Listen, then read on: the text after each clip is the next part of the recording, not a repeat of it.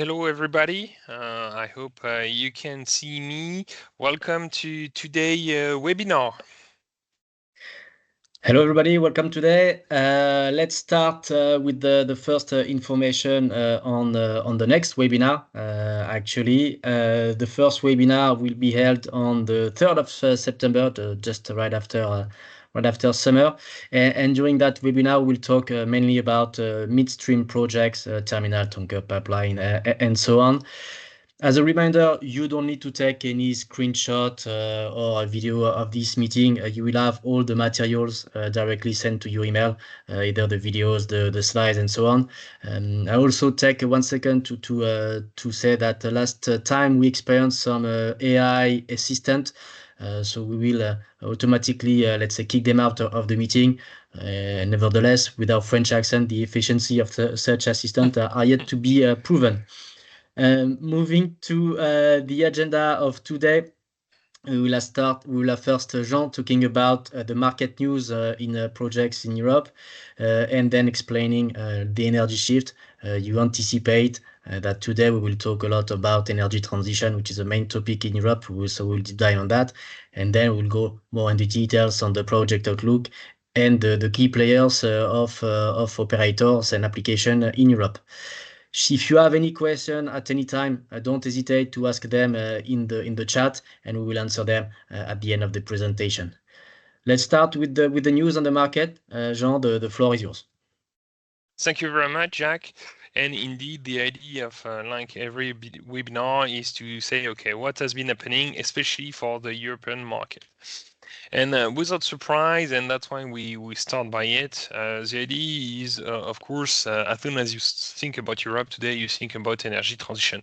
And in fact, you are, I would say, in the numbers factually right, because clearly Europe is the home of the energy transition. You have the pipeline on the right, where you see how much it was, I would say, small before COVID, and how much since COVID it has gone to a pace which is today representing in our project pipeline up to 60 billions, which start to be quite a lot. But what is quite important with energy transition, because everybody knows it's taking off, but for Europe, it represents about 1/3 of the project globally, which are home in Europe. So of course, it's a big turn of event. If you compare this factor to oil and gas, it's quite massive. And even more interestingly, if you look at energy transition engineering part, so the FEED contract and EPC contract, then Europe upgrade its position to 46% of the global capacity. So it's quite interesting because it means that 1/3 of the project are being done directly in Europe, and also half of the engineering globally is being done for energy transition in Europe. And to be honest, it's not big surprise. It's mostly because of favorable condition for such. The first one is, of course, the public mandate. And since 2020, energy transition, especially in Europe, has become quite a public topic that the politician people discuss, but also the people vote about, etc. And we'll come back to the topic. So there is a public motivation from the people to push for energy transition. There is also quite a good environmental, industrial environment, because you have a lot of expertise about process. You have a lot of also know-how about how to handle this kind of topics. You have a lot of R&D capacity, which are in Europe on the topic. And then you have also the infrastructure, which is available ready. You have pipeline, you have electricity, you have any, I would say, kind of supplier that you might be interested in. And the last part, but which might be maybe the more important one to push for energy transition, is of course the money. And here in Europe, there is quite a huge amount of money which is being placed to finance this energy transition. Just to give you an idea, if you take the main program, Repower EU, EU Green Deal, and the EU Hydrogen Bank, which is a bank dedicated to financing a green hydrogen project mostly, it's supporting around half of all the projects in Europe by financing, again, half of the total capex of the project. So it's quite massive when you think about it. And of course, having this kind of environment around the project is helping them to take off.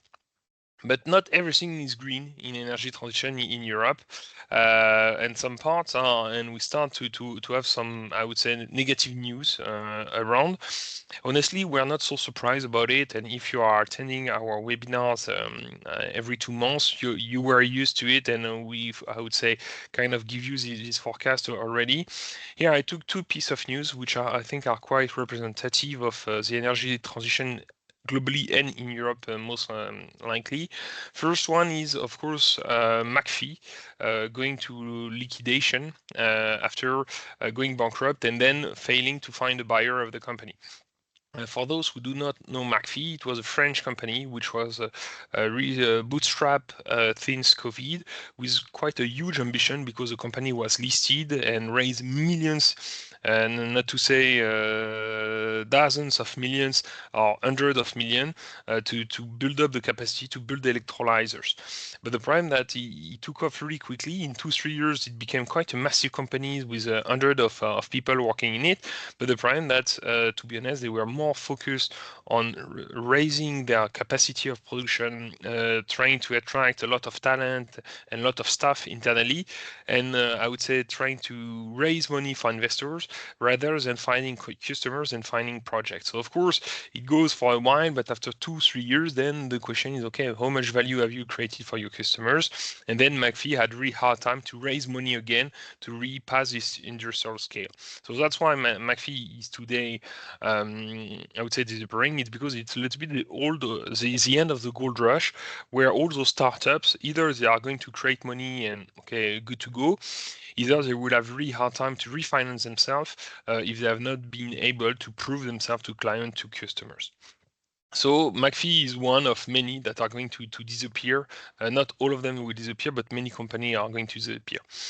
Another part, which is, I would say, for me, showing a little bit also this end of the gold rush for energy transition, especially in Europe, is the example of ArcelorMittal, which cancelled a project where the idea was to pass two oven and steel towers, sorry, from coal to hydrogen. And for those two projects, they had public financing of 1.3 billion euro, so it's quite massive. I mean, it's 1.5 billion US dollar, to give you an idea. So half of the project was financed by public money and a big part of public money. But then ArcelorMittal came back to the table a few weeks ago and say, hey, we are not going to do it. First, we are not going to do it because, okay, the steel market in Germany is not that good. So it's hard to finance any innovation today. But also the idea for them was to say, hey, we cannot finance a conversion to hydrogen because today there is no green hydrogen. It's not efficient. We better finance a conversion from coal furnace to gas furnace, and already reducing massively the carbon footprint of the project. So here's the idea of ArcelorMittal was, of course, not to I would say, invest all the money and take too much risk. But the idea was also to say, hey, maybe we're too ambitious into the hydrogen, I would say, kind of bubble, and maybe our energy transition is first step to go to natural gas, which is already a massive reduction of carbon footprint for Germany and for ArcelorMittal. So that's why we are going to see a lot of negative news. They are not completely, I would say, representative of the industry because anyway, a lot of projects are being done, but we are stopping to, I would say, dream about this energy transition, scaling up to crazy levels, and also being able to solve everything with electricity and with hydrogen. Okay, now we have to be a bit pragmatic about the solution and only finance the one that are going to create value. Okay, so it's quite interesting because here we are going through, I would say, a maturity phase, which is quite important. Another part of the news that I'm sure you have seen on the last few months, and if not years, in Europe are all the European refineries.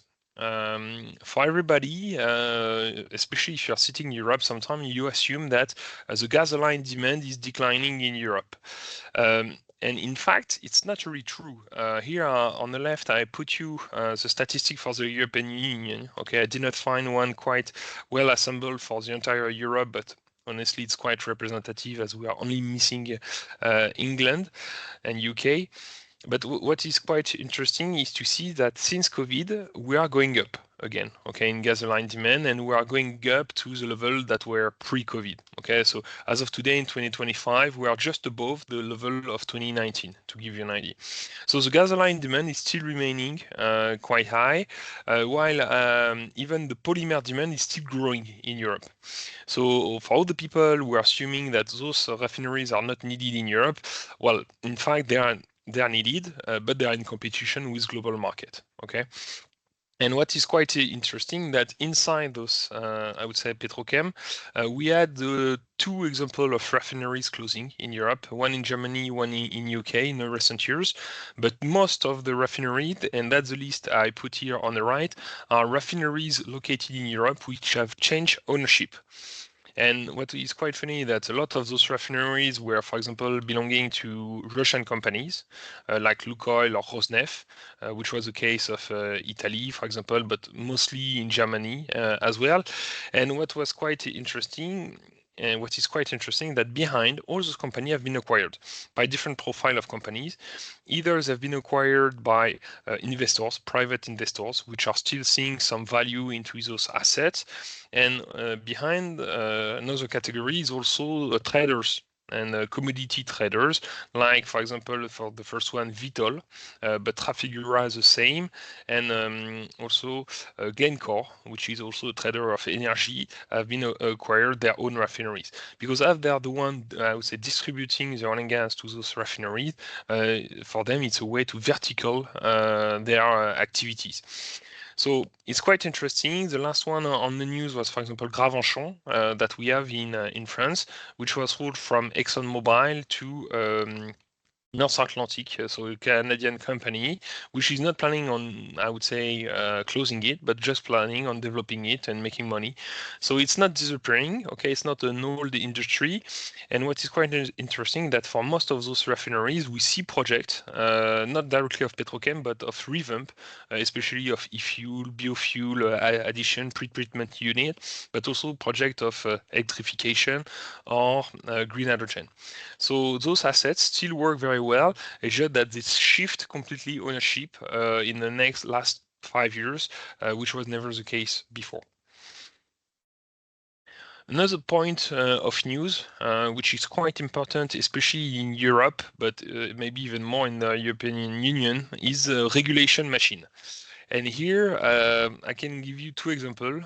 One, which is not on the slide, is today the French Parliament tried to pass a law to freeze all the renewable projects in France.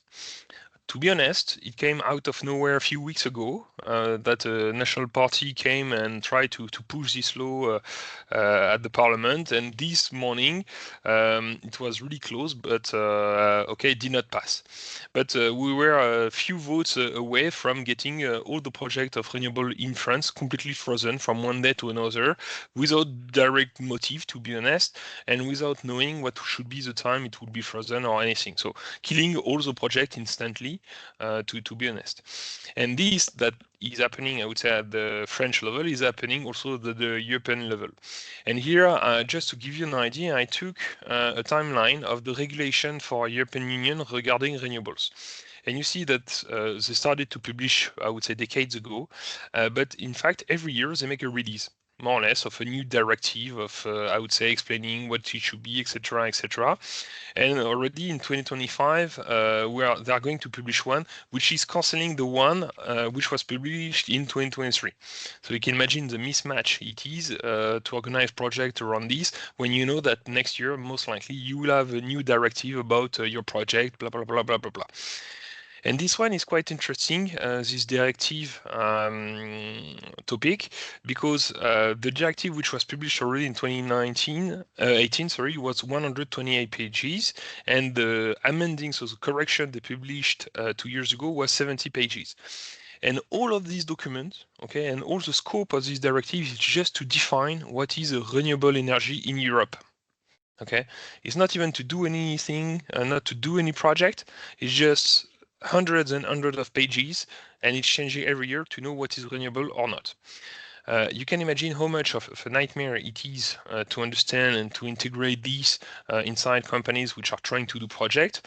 But what is worse is the timing, because I mean, you're project people.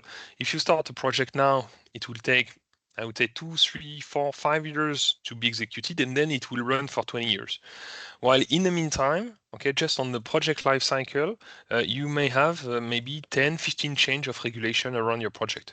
So it's not acceptable, of course, and that's why a lot of projects are being delayed, because it's just impossible to match with the regulation process. So now, I would say all the operators are passing this message to the political people, and that's why the trend right now is more to dismantle all the regulation which has been put than to add other layer. To be honest, next election, let's see, because it might shift from one another. But okay, let's hope that we get a certain stability in terms of environment, regulation environment, to make sure that our project has the stability to move forward. The last part of those news on the market are, of course, the big players, the international companies, because we have the chance in Europe to have three of them: BP, Total, Energies, and Shell. And those guys are going back and back to oil and gas. If you attend the previous webinar, you saw that BP and Shell for quite a long time over the, I would say, 3-4 years after COVID, we're mostly targeting energy transition and stepping out of oil and gas. And in fact, now they're back at it and back aggressively to oil and gas, while scaling down their ambition on energy transition. At the opposite, if you take Total Energies, but other European companies like Equinor and Eni, they were maybe a bit more pragmatic to say, hey, we are going to pursue investment in oil and gas, but maybe a little bit less on oil and maybe more on LNG, because that's where we see really the demand going.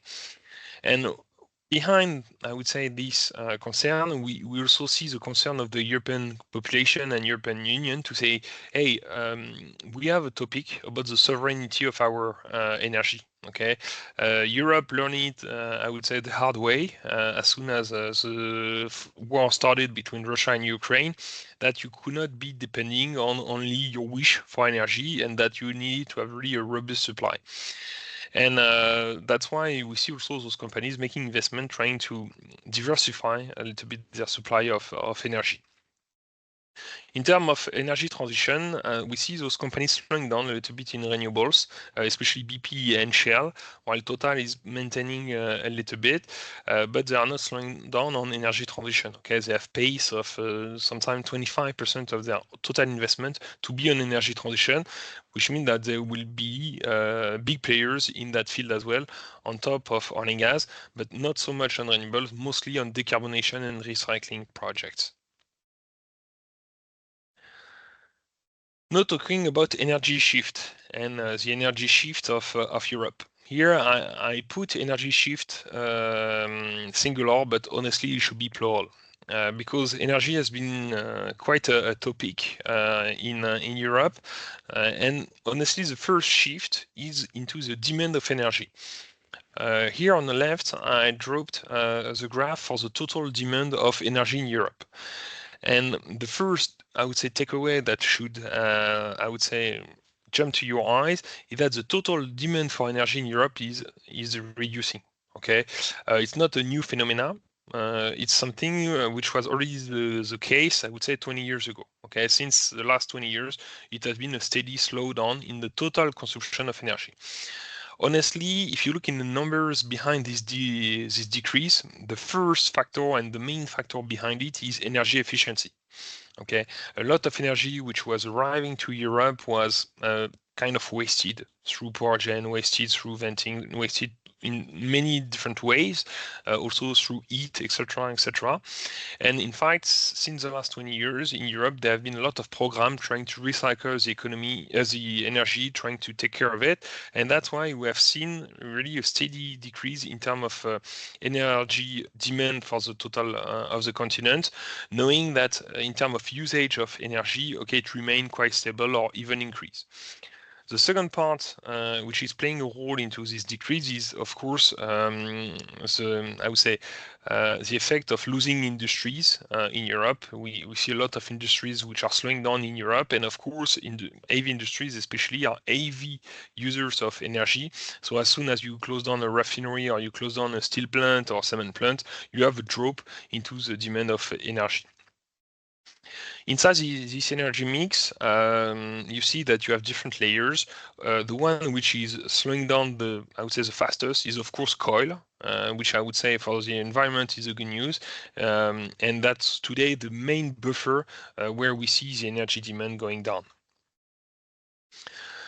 Now the shift of energy is not so much is first on demand, second is into the energy mix. Here we try to put on the left the different source of energy that we use in Europe, and we make the difference between 2018 and 2023. Where solid fuel, meaning coal, is of course reducing. The total petroleum product is also reducing a little bit, while natural gas is more or less remaining constant, to be honest. Derived heat, geothermal application, etc., is going up, but not so much, while renewable and electricity is, of course, growing and increasing. And what is quite interesting that if you compare, I would say, the political vision of energy and the global, the public vision of energy from 2019 to 2023, it's a revolution. Okay, nobody was talking about renewable 6-7 years ago, and today it's, I would say, every day on the news, every day in the topics, in the conference, and everything. So clearly, in terms of discussion, etc., it has been quite a huge shift. While if you look at the mix of energy, honestly, it's more of a slow evolution, but quite a good and positive evolution. So, of course, fossil energy, coal and oil are the first one to reduce. Then we see a small reduction in natural gas, but to be honest, it's not so much, I would say, driven by political and usage change. It's mostly driven by price. Okay, because the price for gas is so high and was so high that of course the usage decreased. But for example, in 2024, we saw the price of gas going down again, and the usage of natural gas increased in Europe again. At the opposite, what is quite interesting that we see renewable going up, okay, while nuclear share is quite stable. And then maybe some people will ask about geothermal. Right now, we see some development, but it's not at the size yet to recreate a dynamic into the global mix of energy in Europe. But here we see quite a trend also, a shift from the heavy fossil energies going more and more to first natural gas, and then more and more also to renewable and electricity, straight electricity. Talking about electricity, what is quite interesting is, of course, how quick it's shifting again in terms of source of electricity. And here, you have different curve. In dark blue, you see coal. In red here, you see natural gas. You see nuclear here in what should be green, I would say. And in light blue, you see renewables. And here, what is quite interesting is to see that oil was already, I would say, not negative, but almost due to the price. Okay, oil is almost here at zero, to be honest, but coal is of course reducing quite fast, which is good news for the environment. It's mostly driven by, I would say, political decision. We had a regain in 2021, 2022. It was following, I would say, all the situation between Russia and Ukraine, but again in 2023, it was quite quick to go down. Renewable is, of course, skyrocketing, which is quite, I would say, intuitive to everybody on the business. But what is a little bit less intuitive is to see the trend on the last 20-25 years, okay? Because this increase started really 10 years ago, okay? If we go back to 2015, and it was already increasing. Okay, so the increase of renewable has been steady. Okay, it has been linear, and since 2020, what we see, and we see it for 2024, 2025, now the pace is increasing. Okay, so it's going faster and faster, but the trend to see renewable growing is, of course, going to pursue in the coming years. No natural gas in red, you see it's swinging a little bit. Honestly, if you correlate the volume of gas production for electricity to the price of gas, you see that you have a perfect, I would say, opposite correlation. As soon as the gas is getting cheap, you will produce more electricity from gas. Okay, so let's see on the long run what should be the price of natural gas. Okay, depending all the political environment, and then it will clearly give us an idea of how much gas will be used in the future or not. All this is going in the right direction, but no, it's also bringing some topic. If you attend the conference with us of PCIC a few weeks ago, I'm sure we discussed it, because all this shift from fossil energy to produce electricity to renewable electricity is creating a technical problem. Because renewable is arriving to the size of sometime in some electric grid of 40%, 50%. And here's the fact that renewable energy depends on the weather, depends on a lot of factors, and can go up and down really quickly, create a lot of problematic. And we all have in mind the Spanish blackout that we have experienced few weeks ago. And in fact, every country which has a lot of renewable application, or I would say in their energy mix, will have to face this situation at some point. And here it's driving a lot of investment. So it can be a good opportunity for electrical manufacturers, because it means that we need to build a more robust electrical infrastructure through a lot of different combination, different equipment. But here we need to readapt not only our production system, but clearly our distribution system. Okay, and that's why we are going to discuss it also in our next webinar after the holiday, because it's becoming more and more of a topic. The last part of this shift, and then I'll pass it to Jack, is of course, and I'm sure you know it, has been the shift in gas supply from Europe, where in 2021 here you have in dark blue the share of the Russian gas in the European market, and you see it was about 45% of the market, and how fast we went down to 15%. Honestly, you see that part of, I would say, the shift in gas supply is gas supply which have completely disappeared, meaning that we replaced either by internal European gas, meaning gas produced from Netherlands, okay, to be honest. It has been also being replaced by biogas, which are taking quite a good momentum and are being injected locally, etc. But okay, let's be honest, part of this was a lot of application going down, or going to electricity, or going to coal, or going to oil application as well. Okay, so not everything was replaced. But for the rest, we replaced also using Norwegian and US gas, okay, which are starting to arrive more and more in Europe through LNG tankers and LNG terminals. To give you an idea and a forecast, the regulation in Europe is fixed, giving you that all the new contracts to supply gas from Russia will never be able to be signed after January of next year. Okay, and now we need also to stop all the supply of Russian gas at the beginning of 2028. So it still gives us quite a lot of time, 2 years and a half, to supply from Europe and trying to rearrange all our, I would say, supply of LNG, but it gives clear stops to the situation. Okay. Here, that was the situation for the gas. The situation for the oil was even more dramatic, because usually Europe was sourcing about 110 120, depend the year, million ton of oil from Russia every year. Okay, and now we went down quite quickly in 2024 to 10 million ton of oil per year. Okay, so here it was a dramatic drop because we have more suppliers on the market, etc. But in terms of revenue and money revenue for Russia, it was quite brutal, because of course most of the revenue of oil and gas from Russia was coming from the oil part and not so much from the gas part. Okay, so having such a drop in oil supply was quite decisive to the Russian economy, which is not going very well for the moment.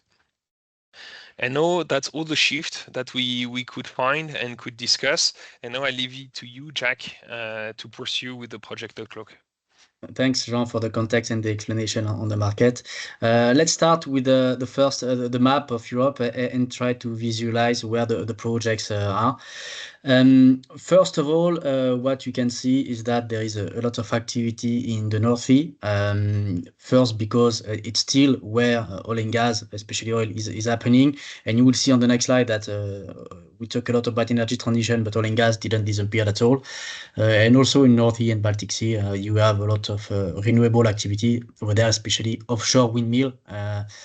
For the solar part, there you have a lot of activities in the southern part of Europe and also in Germany, because well, Germany is a bit, let's say, specific for electricity demand. They are looking for several solutions. The let's say other hubs that we have in Europe are linked to the industrial neighborhood, industrial hubs we have in Europe also. So that's why you have a lot of activities in the south of France near La Fosse and in Normandy, because here this is where you have projects of local decarbonation of industries. So this is where you will have the carbon capture or the hydrogen production for the local usage. And if you look at the eastern part of Europe, you see that it's quite empty. The closer you're getting to the Russian border, the more you have risk on the project, so the more difficult it is to finance the project. So currently, this is, let's say, a bit quiet in terms of projects. And here we have the evolution of the capex per in Europe per let's say energy type. And first thing is that, as I was saying, oil and gas is not reducing across the year. It's quite flat. If you look at the blue part, same goes for petrochemical, the red part, it's quite flat. You have, let's say, some border effect between petrochemical and energy transition, especially on biofuels, but that's, let's say, marginal. In global, oil and gas and petrochemical is not decreasing in Europe. All the push, all the growth is coming for energy transition. And as we were used to say, we should better call that energy addition than energy transition, because it's just coming on top. And in Europe, it's quite obvious. If we look at the real business that's happened, it's a bit different. The growth is more, let's say, a bit linear. But still, if we compare what we have today in terms of investment versus what we had before COVID, it has been multiplied by something between 3 and 4, which is quite unique in such a short period of time. We are, let's say, half of the year now. 2025 is quite strong already, almost at the level of what we achieved last year. We doubt that the forecast of 80 billion will be achieved in 2025 for a simple reason, and that's okay, not especially linked to Europe, but globally. It seems that we are reaching, let's say, a ceiling in terms of engineering capacity and manufacturing capacity. It seems hard to grow again as fast as we experienced it in the last 3 years. So most probably 2025 will have some, let's say, some difficulties to grow again much higher than 2024. And we see also that the following years are already quite packed up. So that's one of our motto, feed is king, and that's more and more the case. More and more the projects are automatically converted into feed from feed to EPC from the engineering companies. If we look at these graphs, it's a snapshot at some key timings, and we see again that we move from a world that it was only petrochem and oil and gas to something that is purely, let's say, almost mainly driven by energy transition. But we also see that the average capex per projects is growing steadily year on year. If we look at before COVID to today, it's an augmentation of around 60%. So it's quite massive. And we see that for the next years, it will still be growing, probably not doubling as we're seeing, because for the simple reason, usually the bigger the project is, the sooner the project is announced. So that, let's say, the small fast track projects are usually announced later. So this will bring this average capex down, but still it's increasing. We see more and more the projects getting a bit bigger and bigger. So following the technical capacity and maturity of the market, especially in energy transition. Let's move to the key players, and first information will be to look at the, let's say, the Europe and the split for internal and external projects. We extracted all the projects that are passing through Europe, Okay, and that's around a bit less, that 500 projects, meaning that 38%, a big third of the projects worldwide are passing through Europe. But only 44% of them are for projects in Europe. More than half are for projects for the export, for somewhere else on the planet. And I would say the first somewhere else is actually Africa. And if you look from the, let's say, African side, all the projects, if you look all the projects that are physically in Africa, half of them are being designed in Europe, making it that if you want to attack, let's say, the African market, Europe is a good place. It's a good place to be. Another thing that you don't see on this graph, but basically when a project is in Europe, it's being designed in Europe for 97%, so almost all of them. They are designed in Europe.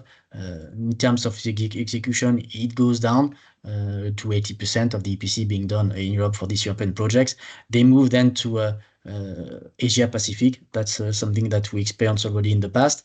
And since a few years now, we see a new trend. It's still marginal, 5% of the projects that are moving from the EPC to Middle East, because a lot of Western companies opened offices in Middle East for in-country value purposes initially for their local market.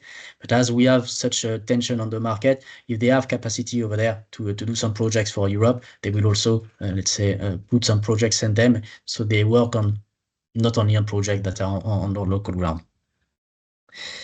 And finally, Europe remains anyway a hub in terms of engineering. We mentioned it, a lot of EPCs are European. 3 of the super majors are European. So it's still a big engineering hub for energy projects. Looking at the operators type for these projects, without a surprise, we see a lot of independent and national oil companies. And we have, let's say, different profile, especially for independent companies. We have 2 types of profiles. The first profile is the startups or the scale-up, lets you decide about the wording. But these basically companies that were not existing before COVID. Okay, some of them already disappeared. We know that during last year, we're getting more, let's say, in the hard reality of the industrial business. Some of these startups already disappeared. Some are still there. Some succeeded to have the pilot projects being live. Now, the big question mark is among these companies, which will be the one that will be able to go to phase 1, 2, and further on. Most probably some will disappear again. I believe also it will be a good time for merger and acquisition teams to step in the game, because some will also be acquired. So let's see how they evolve in the future. The other type of profile that we know for independent companies are the historical ones, like BASF or Air Liquide. And we also have some, let's say, newcomers for the, let's say, from the oil and gas perspective. I'm thinking about the heavy industry business like Heldenberg or ArcelorMittal that are also entering this market, mainly via the decarbonation of their activities. Regarding the national oil company, we have the traditional, let's say, national oil company like Equinor, and you will see actually on the next slide that Equinor is by far the first operator in Europe. But we also have new utilities companies that are entering via renewables or hydrogen application. With a bit of constraint, as Jean explained, to manage the grid. That's also some company that we see like Energy, Baden-Württemberg, or RWE, RTE. You will have the list after that. And finally, the last small portion of the operator are the international oil companies. They are still there. And in Europe, they also intensively invest to decarbonate their assets that they have in Europe. Last slide before moving to a quick conclusion and then opening to the questions. I will not go line by line, so you will have the slides, you will have time to read them. You have on the left part the ranking of all the operators, and on the right part the ranking of all the applications. As I said, in terms of operator, Equinor is by far the biggest one. But then I would like to point some, let's say, care points when you go down to the list, especially and the first that might strike you is the second one on the list, which is the German Federal Ministry for Economic Affairs and Climate Actions. They only have one project of 17 billion, and it's currently on hold following the last election that happened in Germany. It was in last March, if I recall correctly. You have other companies like Terna that announced a lot of projects, but so far, if you look at their ratio of projects being concretized, not so much. So be careful with this list. Don't take it as granted. Always cross-check within Project Smart Explorer to look at what are the projects that are behind. The bigger the projects, the more they are exposed to be delayed. But then on the list, you recognize also most of these activities, most of the operators and EPC that you know, and some new utilities that I mentioned just before. And if you look at the application part, as you saw in Europe, most of the business, 80% of the business, is being driven by energy transition. So without a big surprise, the listing is being trusted by energy transition application. Windmill, by far the first application because it's a big consumer of capex, so that's why it's currently number one on the list. And second one is CCUS. And here again, just a quick reminder, a quick care point on CCUS. If you attended our first webinar this year, we made a dedicated slide on CCUS and their financial structure, why these projects are currently not moving. I put, let's say, on the side the projects of Northern Light, which is a bit quite unique, but the other projects have struggled. If you want to have this slide, if you don't recall them, don't hesitate to send us a quick email, and we'll share with you this slide. And just in one paper, you will understand the complexity of this issue, of these projects, and then you will see the other application on the list with new, let's say, new petrochemical activities, petrochemical like SAF and e-methanol going up in the listing. Still not so big in terms of investment, but these projects are moving. Whether with SAF, whether with e-methanol, they have some first, let's say, layers, some basis to get a market, to have a market. So that's why also these activities are moving up in the ladder. Moving to the conclusion, Jean, I'll let you summarize this webinar on the European projects, and then we will move to the question part. So if you already have some, don't hesitate to shoot them. Thank you, Jack. And indeed, yes, I see we're perfectly on time. So the first key point that are quite important for us to remind is that first, Europe is consolidating and cementing their oil and gas supply. They learned the hard way how to get out of the Russian supply. And if we look at the long term, the demand for oil and gas is maintaining in Europe for at least a decade still. Even though we push a lot of electrical cars, it's not really replacing the total demand. And of course, behind this, I would say this market and this need for sovereignty of the energy, the European actors, IOCs or NOCs, are resuming their activities in oil and gas. It's a case of BP, Total, Chevron, but also Equinor, Eni, and many other companies like Repsol, etc., which are, I would say, gaining momentum into oil and gas and remaining in oil and gas activities. Outside of oil and gas, of course, energy transition has been quite a tsunami of projects for Europe. It has been quite a massive, and you could see on Jack's slide how much these green towers are going up. And what is quite interesting that behind they are not really replacing oil and gas and petrochem.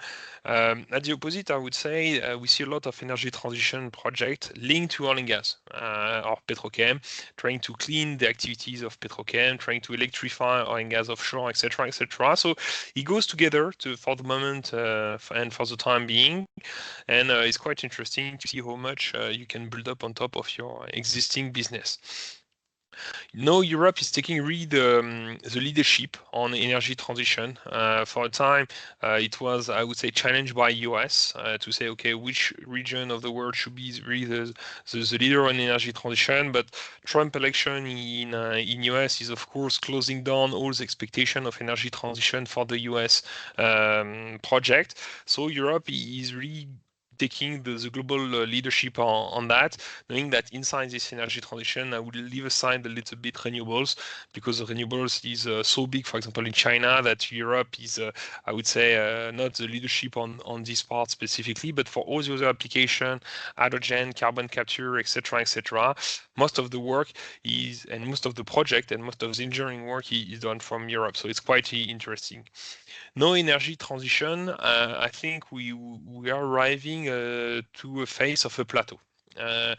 Meaning that we have seen such a huge jump, such a good increase, I would say a massive increase, and that will not, I would say, replicate forever, clearly. So now we're arriving to a plateau, and in terms of project pipeline, that's what we see in the figures. That's also what we see from, I would say, the players, to say, okay, no, we need to start a maturing phase and a maturity phase, sorry. That's why we see companies starting to disappear, project being canceled, project being realigned, pivoting, because no, cash is not free anymore. Okay, so project of energy transition need to create this value, and we're arriving to I would say, to a phase where we'll start to see a little bit, maybe a little bit less gap between what is being announced and the reality of what is being done. Okay, so it's quite good, I would say.